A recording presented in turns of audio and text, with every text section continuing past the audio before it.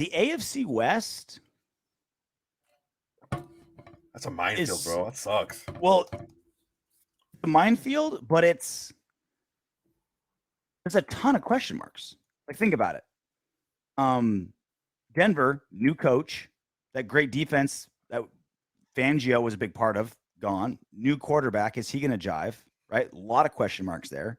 The Raiders, they're considered the biggest underdogs, but McDaniels and Ziegler, like, do they just mesh perfectly with this roster and just take off?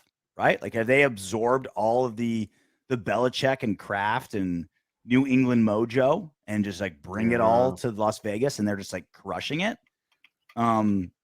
The Chiefs are already offloading guys because of cap problems, right? Like, I don't know how they're going to. The tight end that will remain nameless is getting older and older and older. I don't know how they're going to pay Orlando Brown, dude. Right? I don't know how the hell they're going to pay him.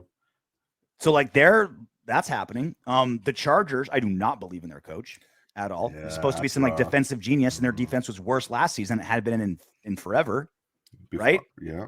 So, like, you're right. The AFC West is, I think, clearly the best division in football, but there's a ton of question marks. Like, a lot of things have to go right for all these things. I guarantee one of the 4 teams is going to completely flounder just because of odds, just because of so many things have to go right with all the new moving pieces with all 4 teams.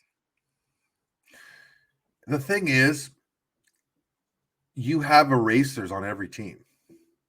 You have quarterbacks that are good enough to erase a lot of things that are bad on the team. Yeah.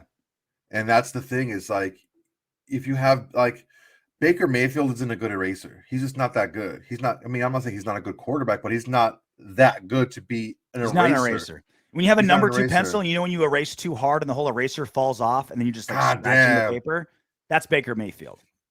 You're just scratching the paper. Yeah, so and each one of the quarterbacks in the AFC West is an eraser. They can erase a lot of things on your team. Now, depending on how big those things are and how often they creep up, we'll see.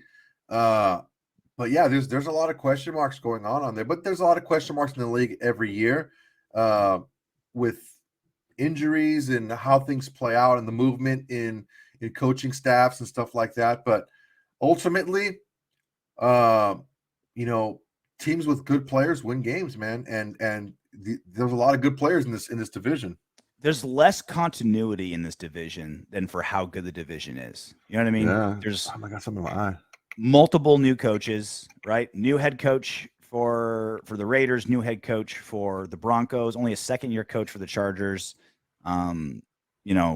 New quarterback in Denver, cap problems with Kansas City.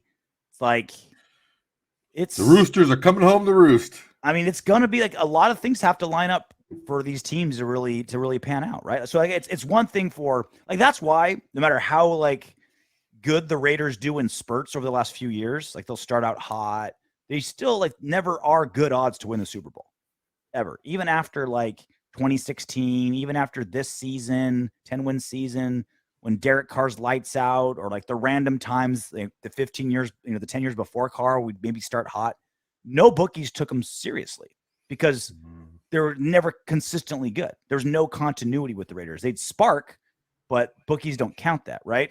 Continuity matters a lot for how odds makers view, teams moving forward. Too much turnover, yeah. So obviously, right, the Chiefs are still the Chiefs, right? They still have Mahomes and Reed, and right, like this, they're still the Chiefs.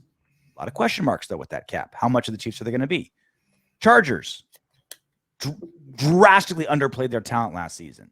Second year coach. Raiders, a million question marks, right? New head coach, new GM. We still don't even know what we're doing with our defensive line and corner and O-line and all this stuff, right? So it's like, for as talented as they are, continuity, I think, is one of the most undervalued things that fans look at, and one of the most overvalued things that odds makers look at. It's just been tough, man. It's been a tough ride for us. Hopefully, with this regime change, it's going to bring a calming influence, and we get some answers coming up in this draft where the draft picks make sense, where we're drafting, where we're not scratching our heads and pounding the table, and we don't have to fight with each other over our picks. We don't have to fight as Raider fans over we should have taken this guy, or this guy's going to be good. The thing that I hate the most is watch. You're going to see this guy. He's going to get better. He's going to get better. Watch. He's going to be this. He's going to be that. Yeah. That's what I was hearing last year about Leatherwood, and he ended up being terrible. And then I'm hearing again, watch, he's going to be better next year. Watch. I'm like, dude, you said that before the season started last year. And it's like, I want there to, why can't we hit on a guy? You know what I'm saying? Well, we hit on a ton last drafts. Last time we did hit on a ton.